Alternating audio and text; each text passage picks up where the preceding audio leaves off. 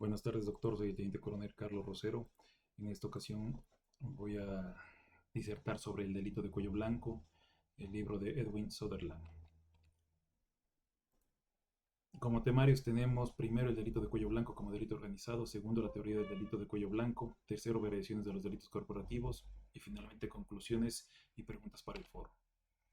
El perfil profesional de Edwin Jardín Sutherland nació en 1883 y falleció en 1950. Dentro de su formación académica se puede destacar, tiene una especialización en sociología, economía política y un doctorado en filosofía. Dentro de sus principales obras tenemos Delincuencia de cuello blanco, Principios de criminología, Hombres sin hogar, entre otros. Sutherland señala que los delitos de las corporaciones contra consumidores, competidores, accionistas y otros inversionistas de empleados, así como contra el Estado, no son violaciones discretas o desapercibidas, sino que configuran hechos deliberados. Un aprovechamiento inescrupuloso de bienes y personas dirigido de manera intencional, sin importar los efectos que esto cause en los demás. La figura del empresario no es asociada con el mundo de la delincuencia, sino como ejemplificación del mundo de los negocios. El delito de cuello blanco muestra algunas características que se deben resaltar. La delincuencia de las corporaciones es persistente y reincidente. Los procedimientos judiciales no son efectivos para rehabilitar o disuadir la comisión de estos delitos. La conducta ilegal de cuello blanco es superior a la que indican las investigaciones judiciales y las denuncias. El hombre de negocios que infringe las leyes no pierde el estatus entre sus socios comerciales. Esto dado que se encuentra generalizado que la infracción legal no es una violación de los negocios. Esto último es algo que denigra el estatus del mundo de los negocios.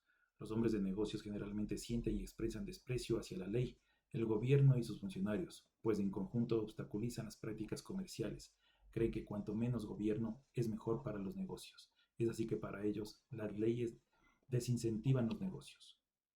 Sutherland señala que los delitos de cuello blanco no solo son deliberados, sino también organizados. Esta organización puede ser formal e informal.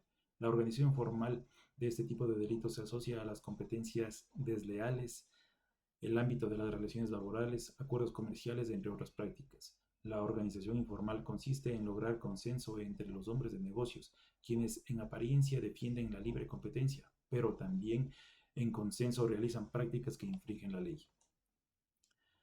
Estos hechos influyen en la percepción de sí mismos que tienen los delincuentes de cuello blanco y aquellas que tiene el público. No son asumidos como delincuentes equiparables a la delincuencia común o profesional. Los hombres de negocios se asumen como ciudadanos respetables que motivan la economía a través del desarrollo de sus negocios. Piensan que la violación de la ley no los vuelve delincuentes. Esta imagen también la tiene el público. Este hecho ha tenido repercusión en algunas teorías criminológicas que no conciben a los delincuentes de cuello blanco como verdaderos delincuentes, pues asumen que una condición para ello es que el delincuente se perciba a sí mismo como uno. Esta simplificación de la mirada criminológica es problemática, pues reduce una parte al todo.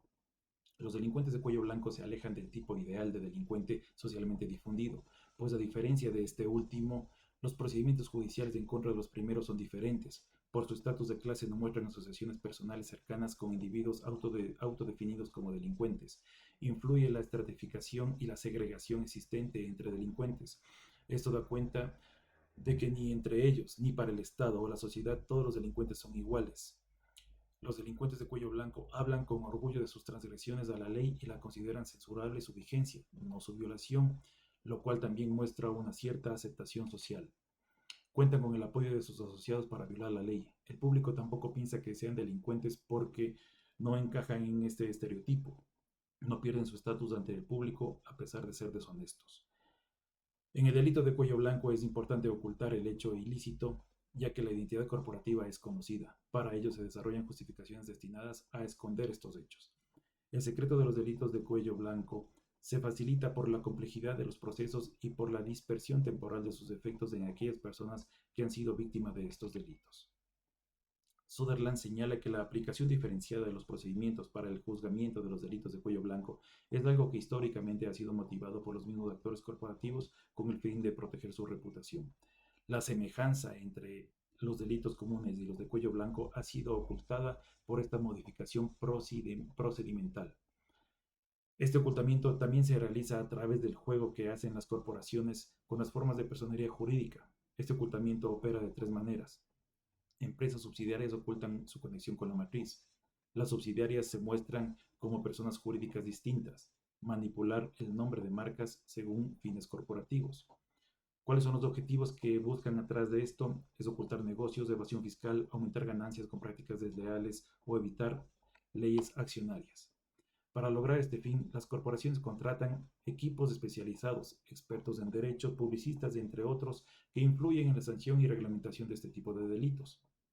Esto muestra que, más allá de la importancia de posibilitar escenarios para la comisión de delitos, lo que importa es sostener el estereotipo de los empresarios como no delincuentes, pues es sobre esta base que el público juzga al grupo más que las acciones individuales.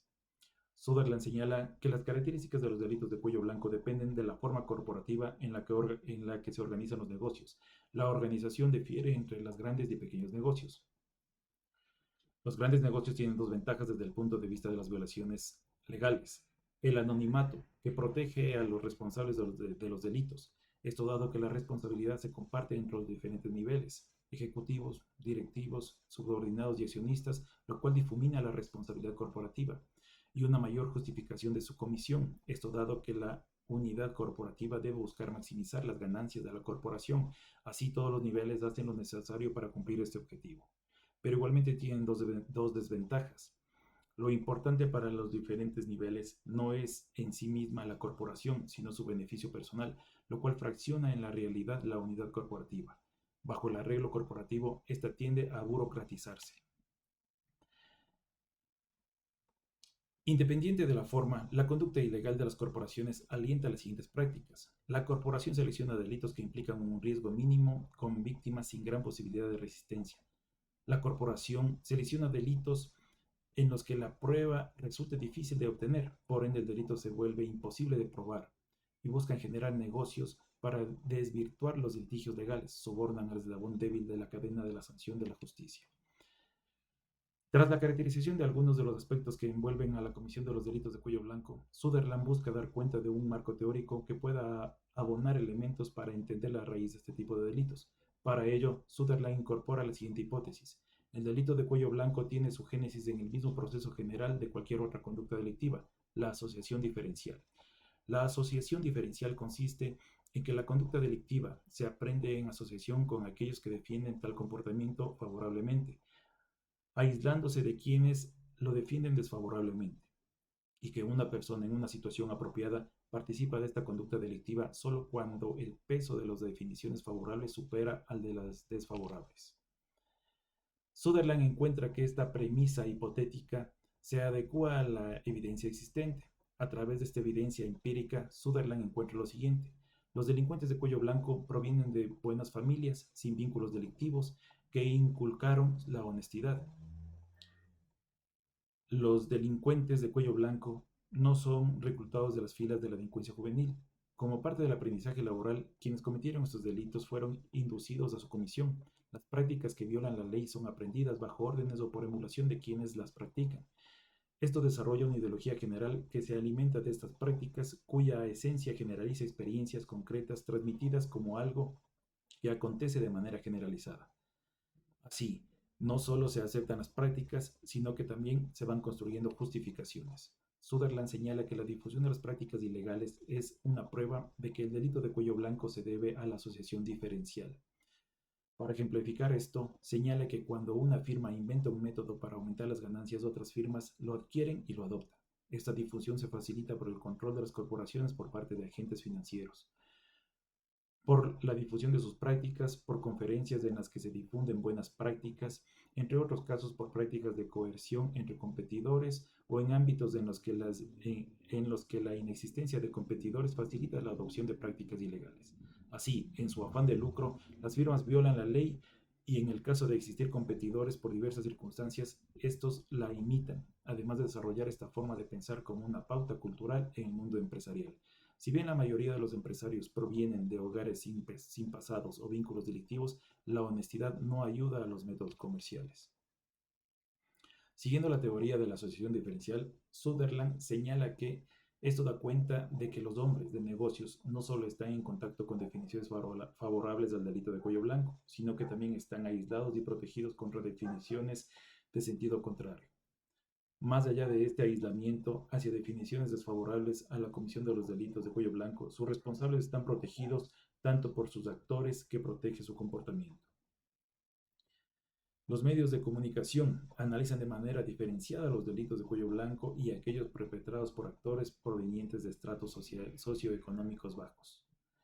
Actores gubernamentales implementan regímenes y procedimientos especiales cuando se trata de delitos de cuello blanco. Por el lado de los medios de comunicación tenemos las siguientes razones. Los periódicos, corporaciones y radiales son todas empresas capitalistas cuyos dueños y gerentes comparten los mismos valores que las personas que administran las corporaciones. Además, estas empresas obtienen su principal ingreso de la publicidad que pagan las corporaciones. Criticar sus prácticas implicaría arriesgarse a quedarse sin dichos ingresos. Por otro lado, de los actores gubernamentales tenemos las siguientes razones. Las personas de gobierno y de negocios son culturalmente homogéneas, pertenecen a familias que tienen otros miembros en negocios, son amigos personales e íntimos de miembros del gobierno. Muchas personas del gobierno estuvieron previamente conectadas con firmas comerciales. Esperan obtener empleo de estas mismas firmas comerciales. El trabajo gubernamental es a menudo un paso hacia el mundo de los negocios. La actividad empresarial es muy poderosa y puede perjudicar los programas de gobierno. La ejecución de los programas de gobierno se vincula a los partidos políticos y estos a su vez dependen de las contribuciones de las grandes firmas comerciales. Además de la teoría de la asociación ilícita, de la asociación diferencial, existe una explicación hipotética desde el punto de vista del proceso por el cual una persona es iniciada en el delito. Sutherland aborda una segunda perspectiva, la de la desorganización social, que se desarrolla desde el punto de vista no del individuo, sino desde la sociedad. Sutherland menciona que ambos enfoques pueden ser compatibles. La desorganización social puede ser de dos tipos. La anomia, que remite a la falta de patrones que dirigen las conductas de los miembros de una sociedad en general o en áreas específicas. Falta de valores. Ejemplo de anomia, el paso de la sociedad liberal a la sociedad regida por el keynesianismo. Tenemos también la organización de grupos que están en conflicto con relación a determinadas prácticas, conflicto de valores. Ejemplo de conflicto de valores, la defensa del libre mercado y la libre empresa versus las regulaciones estatales sobre el desempeño económico de la sociedad y sus actores. La desorganización social, también tenemos dos condiciones que favorecen a esta desorganización de la sociedad en el control de la conducta empresarial. Primero tenemos el hecho de que es un comportamiento complejo, técnico y no directamente observable. Segundo, el hecho de que la sociedad está cambiando rápidamente sus relaciones comerciales, así los patrones antiguos tienden a quebrarse y se necesita tiempo para el desarrollo de los nuevos. Si bien esta hipótesis no es concluyente, sí aporta elementos para abordar este tipo de delitos. A Sutherland le llama la atención sobre el hecho de que a menudo se sugiere que el delito se corresponde con las características psicológicas de las personas. Se defiende la incidencia de las desviaciones físicas, la falta de inteligencia, las perturbaciones emocionales. La tendencia actual es involucrar la inestabilidad emocional como el rasgo psicológico que explica la conducta delictiva, defendido por psiquiatras y psicoanalistas. A Sutherland se discute también este acercamiento y señala que si este efecto fuera así, esto debería aparecer como un condicionante claro en la variación existente entre las corporaciones respecto a la frecuencia con que violan la ley. Sutherland señala que las variaciones en el mundo de las decisiones parecen deberse a cuatro tipos de factores: la antigüedad de la corporación, su tamaño, su posición dentro de la estructura económica y las cualidades personales de sus ejecutivos. La antigüedad de las corporaciones. Sutherland señala que la antigüedad puede influir, sin embargo, las variaciones asociadas tienen poca importancia para explicar la diferencia entre empresas. El tamaño de las corporaciones. Sutherland señala que por su tamaño las grandes corporaciones poseen más subsidiarias y divisiones especializadas y cada una puede tener problemas legales. Sutherland concluye que el tamaño incide en algunos casos, pero no de manera generalizada. Ya en la posición en la estructura económica, a diferencia de las anteriores, Sutherland señala que la posición de las corporaciones en la estructura económica tiene una gran relevancia respecto al número de violaciones de ley. La posición de una corporación en la estructura económica afecta su tasa delictiva en comparación con otras empresas de dos maneras. Dado que determina los grandes rasgos de oportunidad y necesidad de violar la ley, esto es que una corporación no busca la oportunidad de violar cualquier tipo de ley, sino que busca violar leyes específicas que obstaculizan determinada actividad lucrativa dependiendo de su giro de negocio. De esta forma, A modo de ejemplo, se puede mencionar que existen corporaciones que buscan violar específicamente leyes laborables cuando sus procesos productivos se basan en el empleo intensivo de mano de obra.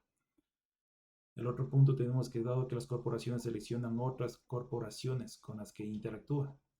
Así, las pertenecientes a una industria determinada suelen cometer un número similar de delitos por tres razones.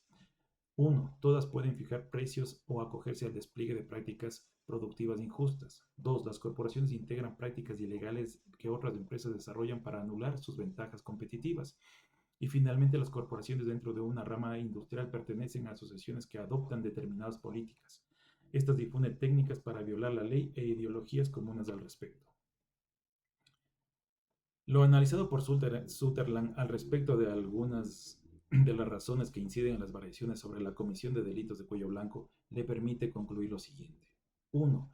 Las variaciones entre las empresas en relación con las violaciones de la ley se deben principalmente a la posición que ocupan en la estructura económica y no a la personalidad de los directivos. Por ello, empresas ubicadas en posiciones similares tienen grandes semejanzas en sus conductas.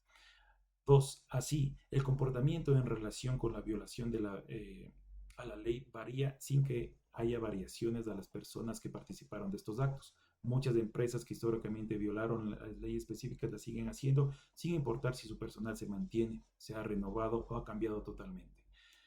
Pesa aquí más que la preocupación por el cumplimiento de la ley, los actos comerciales. Tercero, tenemos sin perjuicio de que la personalidad de los directivos no se muestre como un factor determinante para explicar los delitos de cuello blanco. Sutherland afirma que los abordajes de la conducta delictiva basados en la personalidad pueden mostrarse como complementos de otros enfoques, pero no constituirse en sustitutos.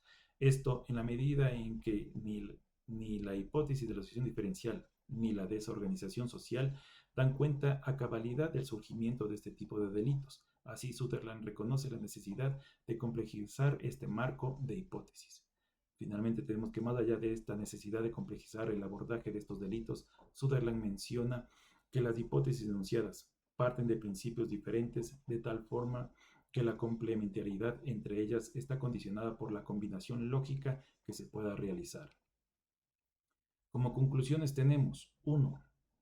Las personas de clase socioeconómica alta cometen muchos delitos que deberían incluirse dentro del campo de las teorías generales de la conducta delictiva y a la luz de estas evidencias ampliar los estudios e hipótesis que permitan explicar esta conducta.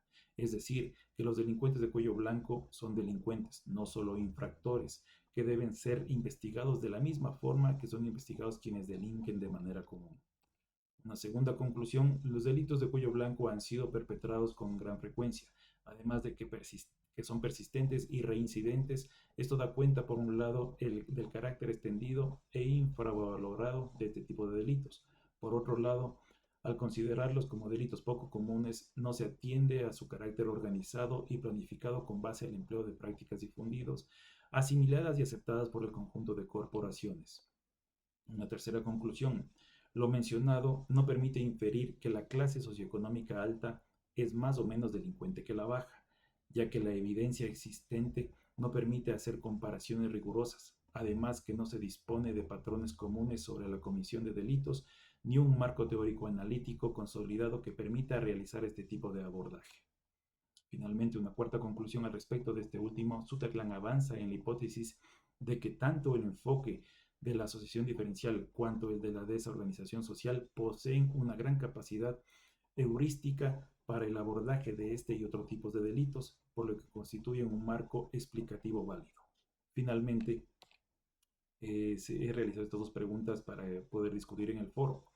1. Con base en las pistas que incorpora Sutherland en el texto sobre la importancia y el rol de los actores gubernamentales, las leyes y demás regulaciones para el ejercicio de prácticas delictivas, ¿en qué medida la hipótesis de la asociación diferencial puede ser complejizada a la luz de la criminología realista y sus principales postulados? Y otra pregunta tengo, ¿cómo son asumidos y procesados los delitos de cuello blanco en el Ecuador por parte de los medios de comunicación, las instituciones del Estado y la ciudadanía en general? Hasta aquí mi participación, doctor.